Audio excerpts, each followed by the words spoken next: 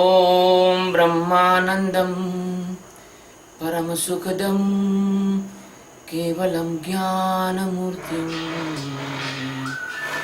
द्वन्द्वातीतं त्रिगुणरहितं तस्यादिलक्ष्यम् एकं नित्यं विमलमचिलं सर्वधि साक्षिहुतं भावातीतं गगनसदृशं सद्गुरुं तं नमामि। ॐ गुरु ब्रह्मा गुरु विष्णु गुरुदेवो महेश्वरः गुरु साक्षात् परब्रह्म तस्मै श्री गुरुवे नमः।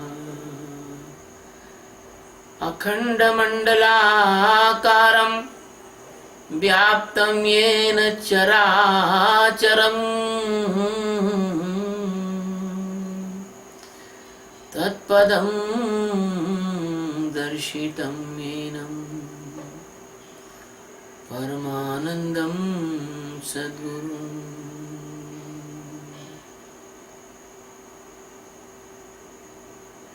गुरु महाराज की जय। शिवोहम। गुरुदेव की कृपा से आज हम उन्हीं के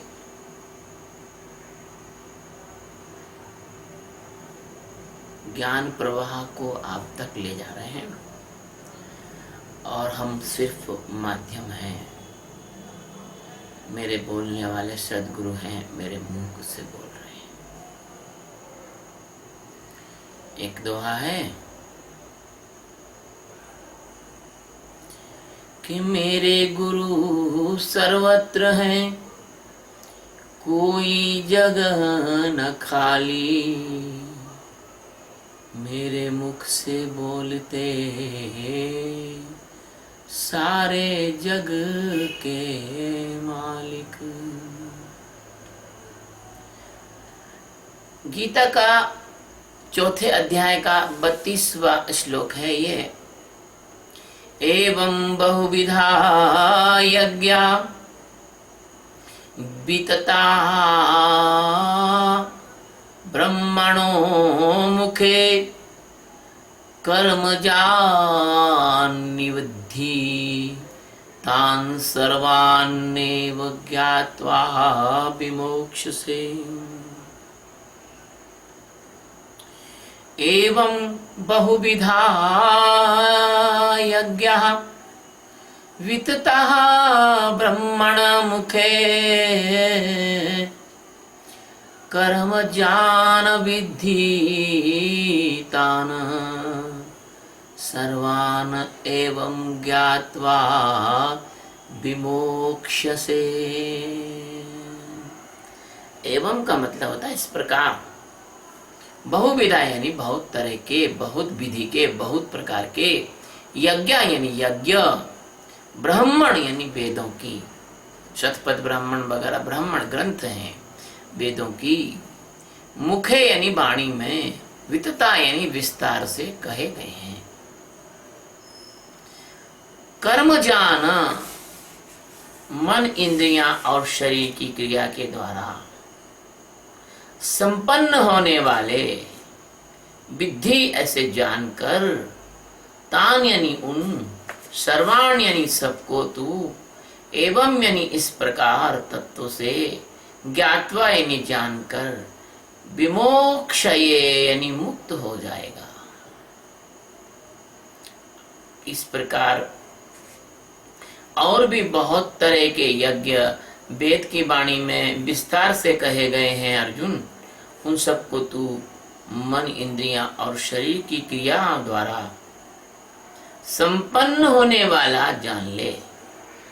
इस प्रकार तत्व से जानकर तू मुक्त हो जाएगा। सद्गुरु सच्चिदानंद परमात्मा जो सर्वाधार है, सबके आधार हैं, सर्वाधिष्ठान है, जो सबके अधिष्ठान है, सबके धारण करता सर्वधात्रे हैं। भगवान श्री कृष्ण जो समस्त अवतारों के मूल हैं, जितने भी अवतार जगत में हुए हैं वो सब भगवान सच्चिदानंद परमात्मा के द्वारा ही हुए हैं, उनके अंश मात्र से ही हुए हैं। ऐसे दयालु कृपालु भगवान अर्जुन को वेदों में वर्णित यज्ञों की ज्ञान के मार्ग में निस्सारता का बोध करा रहे हैं। होंगे तुम्हारे संसार के लिए वो यज्ञ कीमती, लेकिन ज्ञान के लिए वो यज्ञ की कोई भी कीमत नहीं है। ज्ञान के लिए यज्ञ बिल्कुल कोई आवश्यकता नहीं।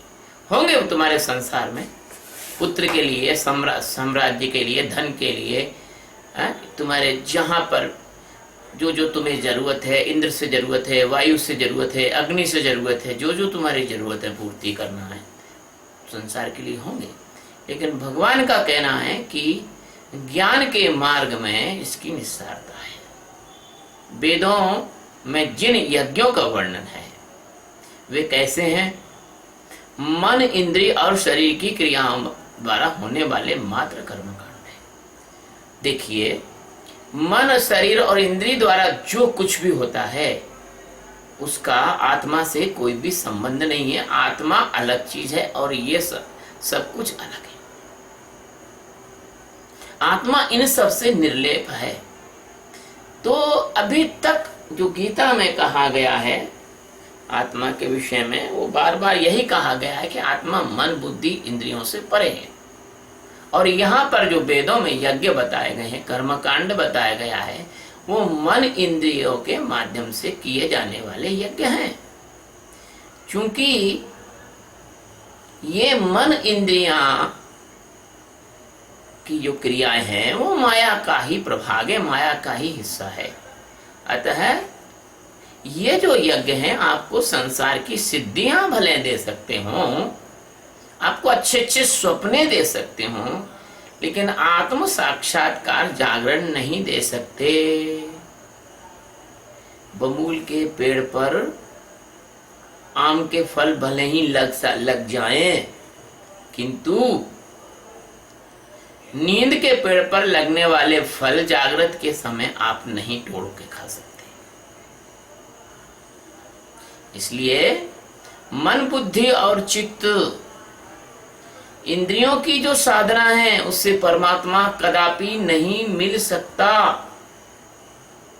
इस बात को कोई ठीक से यदि जान ले तो धर्म और आध्यात्म के नाम पर करने वाली जो उसकी क्रियाएं हैं, उसके जो कर्म कांड हैं, उसमें जो व्यर्थ और थकाने वाली जो ऊर्जा है, उसमें जो धन है, उसमें जो तनाव देने वाली क्रियाएं हैं, उनसे होने वाला तुम्हारा समय, तुम्हारा धन और तुम्हारे जीवन का ये अवसर अपव्यय होने से, व्यर्थ जाने से बच सकता है।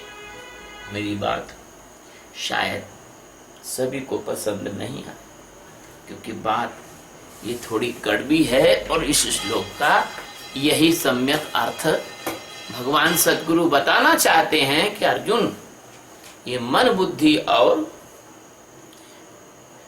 इंद्रियों के द्वारा होने वाली, शरीर के द्वारा होने वाली क्रियाओं का जो वेदों में यज्ञों का वर्णन किया गया है, उस यज्ञ को, उन यज्ञों को तू विद्धि यानी ठीक से जान ले। अब आप ये देखें, अगर आपको ठीक से शांत होकर बैठने का मौका यदि मिल जाए और आप इन चीजों में समय बर्बाद ना करके और साक्षी के ध्यान में बैठने की आदत यदि बना लें, तो आप देखेंगे कि दिन भर में आपने व्यर्थ के जो काम करते हैं, यदि आप जो व्यर्थ के कार्य करते हैं उनको बंद कर दें आप, और उसी समय को आप साक्षी के ध्यान में बैठने के लिए लगा दें, तो आपकी जो प्रगति है वो कई गुना बढ़ सकती है। साक्षी के ध्यान में चलो आप बैठे हैं, भले आपको मुक्ति नहीं मिल पाए, कोई बात नहीं, क्योंकि मुक्ति मिलना तो ये तो आत्म साक्षात्कार तो बाद की बात है, देख लेंगे। किंतु कम से कम आप इन निरर्थक मन इंद्रिय शरीर से होने वाली क्रियाओं से भी अगर मुक्त हो गए तो आपको बहुत राहत मिलने वाली है। क्योंकि ये क्रियाएं जितना आपसे श्रम कराती हैं, जितना आपका साधन लेती हैं, जितना आपका समय लेती हैं, जितना आपका धन लेती हैं, जितनी आपकी शांति को बर्बाद कर देती हैं, इतना कोई दूसरा नहीं करता। इन क्रियाओं में आपको जो भय होता है, आपको जो तनाव होता है, आपके अंदर जो पराधीनता आती है, आपको जो बंधन का अनुभव होता है, आप तरह तरह की चिंताओं में फंस जाते हैं, आपको तरह तरह की कुंठाएं घेर लेती हैं, आपको न जाने बिना किसी बात पर क्रोध आने लग जाता है। आप क्रोध में वो कर जाते हैं जो आपको कदापि नहीं करना चाहिए था। आप क्रोध में कभी कभी किसी का जीवन बिगाड़ देते हैं, अपना जीवन बिगाड़ लेते हैं। ये आपको भुगतना ही नहीं पड़े अगर आप कम से कम इन व्यर्थ क्रियाओं का बोध कर ले, इनको जान ले। इनसे आपके आत्म कल्याण की झूठी आशा से तो आप कम से कम मुक्त हो जाएंगे। बेचारे साधक अधकचरे गुरुओं के चक्कर में अपना जीवन बर्बाद कर देते हैं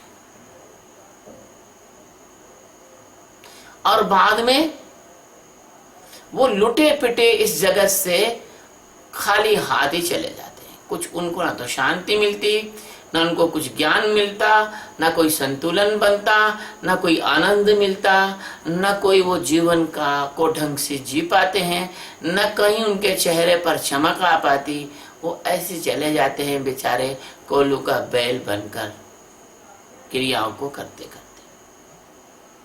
मेरे देखे, अगर किसी व्यक्ति का तुम धन लूट लो तो उतना नुकसान नहीं होगा उसको, और किसी व्यक्ति के स्वास्थ्य में कुछ गड़बड़ हो जाए आपके वजह से तो उतना नुकसान नहीं होगा।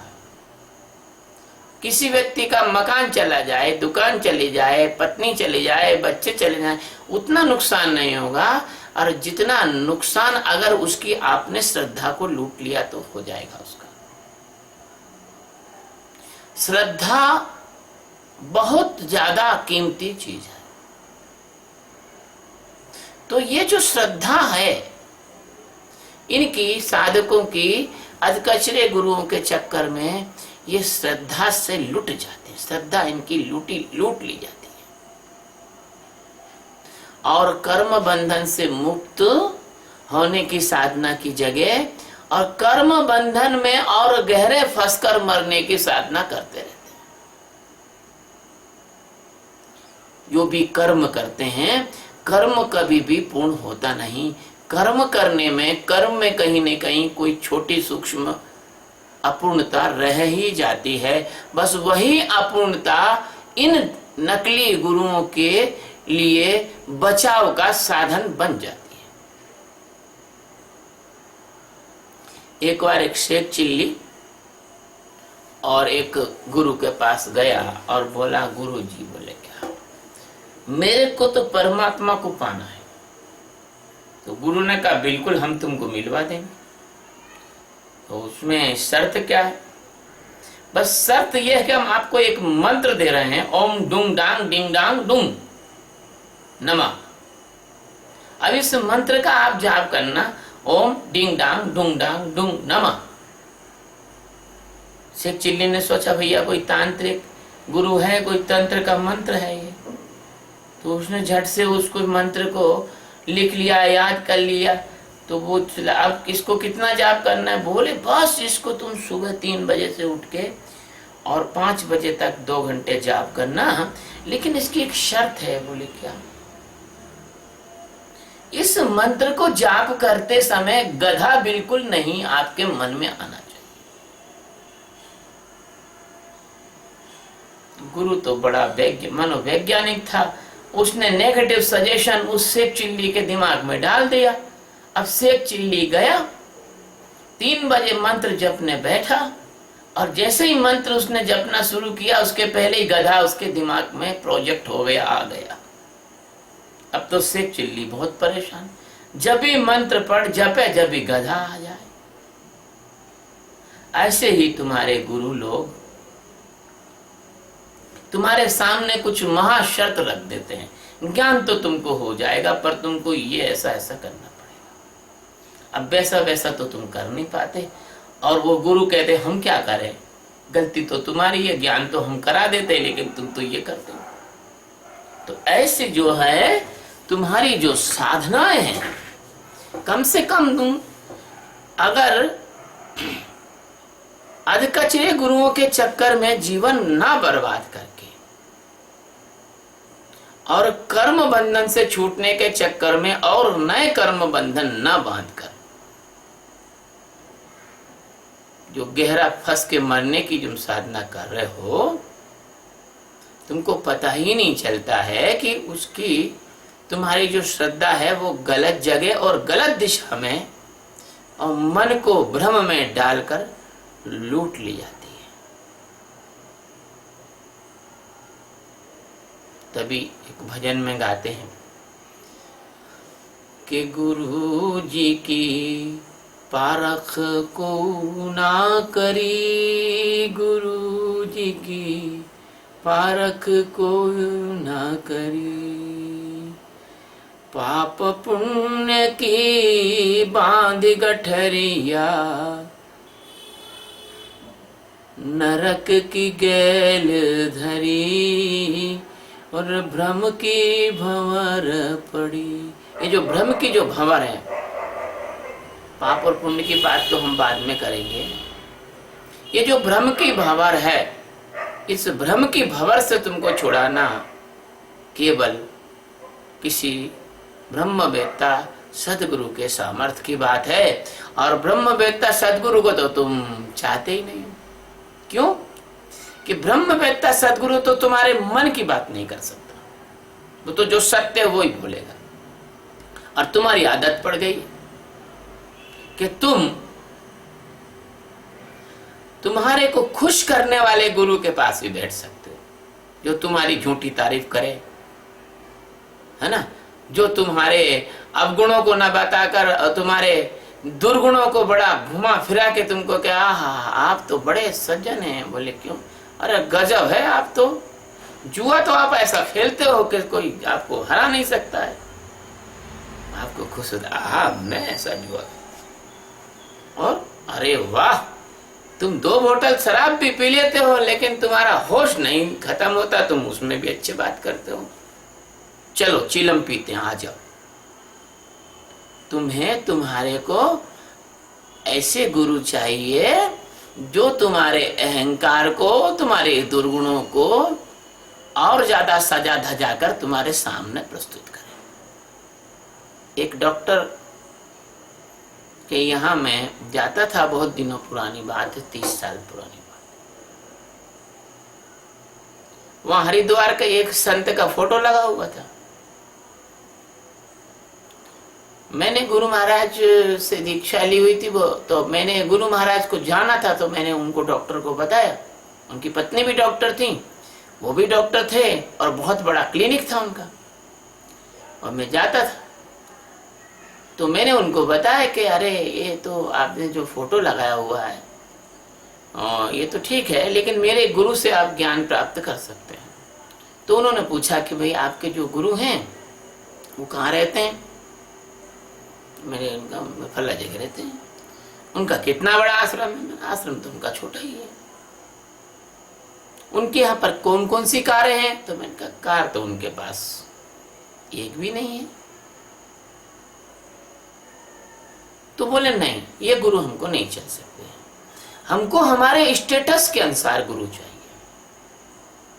जिसका 20, 25, 50 एकड़ में आश्रम हो, जिसके देश विदेश में शिष्य हो, जिसके पास महंगी महंगी जगुआर या ऑडी अच्छी अच्छी कारें हों, लुम्बार्गिनी, ताकि वो गुरु हमारे क्लिनिक पे आए तो लोग देखने वाले भी कहें कि हाँ भाई डॉक्टर साहब का गुरु आया है। मुझे तो बहुत ताज्जुब हुआ कि कितना मूड है ये। इसको ज्ञान प्राप्त करना नहीं है, इसको गुरु में ज्ञान तत्व नहीं देखना, ये गुरु में भी संसार देख रहा है, ये गुरु में भी संपन्नता देख रहा है।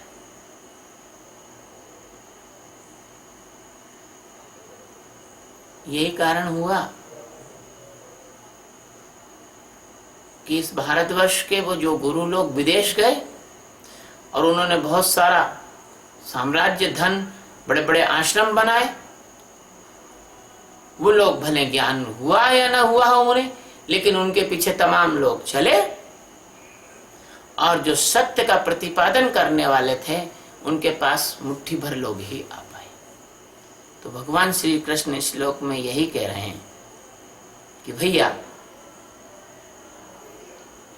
साफ साफ कह रहे हैं कि सर्वाणि कर्म जान, तू सब जो जितना कर्म जाल है, इस कर्म जाल को तू जान ले, इन कर्मों के द्वारा होने वाली क्रियाओं को तू जान ले। तान सर्वनेव, उन सबको ज्ञात्वा यानी जानकर तू जान ले कि शरीर और शरीर के द्वारा होने वाली जो क्रियाएं हैं वो तो स्वप्न के समान मिथ्या हैं, और उनके द्वारा तुम्हारी जो साधना है, जो यज्ञ हैं या जो भी क्रियाएं हैं, जो कर्मकांड है, उससे परमात्मा भला कैसे मिल सकता है। मैं बोल रहा हूं, फिर बोलूंगा, सपने के अंदर तुम कुछ भी पालो, तुम उसे जागृत में कैसे ट्रांसफर कर सकते हो। ऐसे ही मृत्यु तो तुम्हारे को एक झटका देगी तो तुम्हारा शरीर तो चला जाएगा, और शरीर चला जाएगा तो फिर तुम उस गहन मूर्छा में, मृत्यु की गहन मूर्छा में, जब तुम्हारा जीव एक जन्म से दूसरे जन्म की ओर उसके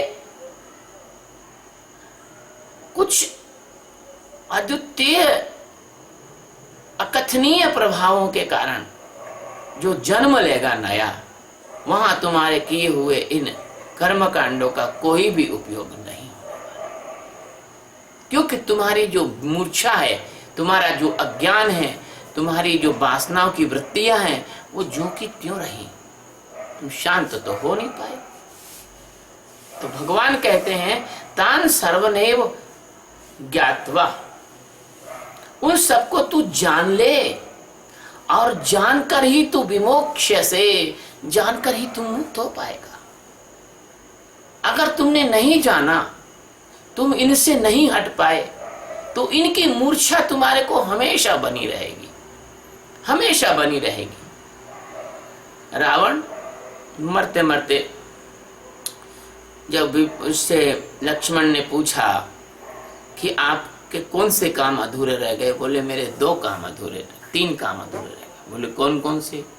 एक तो मैं सोने में सुगंध डालना चाहता था, मेरी लंका पूरे सोने की बनी थी, पर उस सोने में सुगंध नहीं थी, और मैं डाल सकता था क्योंकि सुगंध का देवता जो वायु देव था मेरे गुलामी में था।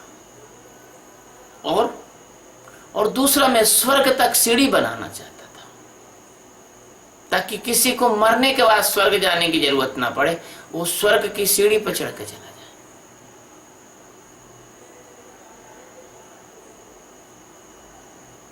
तो रावण भी मरने के बाद, मरते मरते भी इन इच्छाओं को, साक्षात राम ने जिसे मारा था, इनसे मुक्त नहीं हो पाया।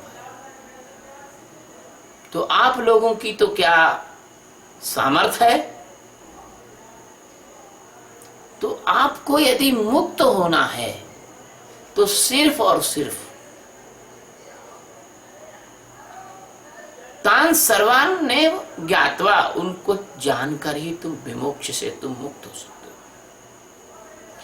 तुम कर्म बंधनों से मुक्त हो पाओगे यदि धर्म के नाम पर माया का जो छुपा खेल है, माया की जो गोपनीय चाल है, जिन्हें संसार के पदार्थ और संसार के स्वप्न चाहिए वे ही वैदिक अनुष्ठान करें, किंतु जिन्हें आत्मबोध और आत्म तत्व या स्वरूप का साक्षात्कार, जीवन मुक्ति, ज्ञान अवस्था, मोक्ष पाना है, वे मन बुद्धि चित्त अहंकार की साधनाओं में कदापि ना फंसे, कदापि ना फंसे। वो तो ज्ञातवा विमुक्ष से के मार्ग पर चले, वो तो तत्व को जान ले। तत्व को जो जान लेता है, आत्मा और अनात्मा का जो भेद जान लेता है, ऐसा साधक अपने हंसत्व से परम हंस अवस्था में पहुंच जाता है और उसके सारे कर्मजन्य बंधन जो हैं वो मुक्त हो जाते हैं और पर ब्रह्म परमात्मा जो सबका आधार है और सब में आत्मा के रूप में मौजूद है, अहम आत्मा गुणाकेशा भगवान ने कहा, और सब में जीवन होकर रहता है, जीवस्य जीवनो अहम। यदि तुम जीवित हो तो उस जीवन को जान लो। तुमने जीवन को नहीं जाना, तुमने आत्मा को नहीं जाना, तो तुम जीवित रहकर भी मुर्दा हो। जैसे कबीर साहब ने कहा, साधो ये मुर्दों का गांव, इस मुर्दापन को जाने कब छोड़ोगे और कब इस जागरूकता और अवेयरनेस के ध्यान को अपना जीवन बनाओगे और कब इन समाज की प्रतिष्ठा और दुनिया को दिखाने की साधनाओं को कब करना बंद करोगे और कब अपनी जीवन की ऊर्जा को बर्बाद होने से रोकोगे। इसलिए तुम्हें भले सब कुछ करके भी अपने अंदर आत्म स्वरूप का ध्यान अवश्य करना चाहिए।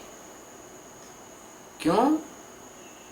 कि जो जाग जाता है वही जान जाता है और जो जान जाता है वही मुक्त हो पाता है। जागना, जानना और मुक्त होना तीनों एक ही बात है। शिवोहम।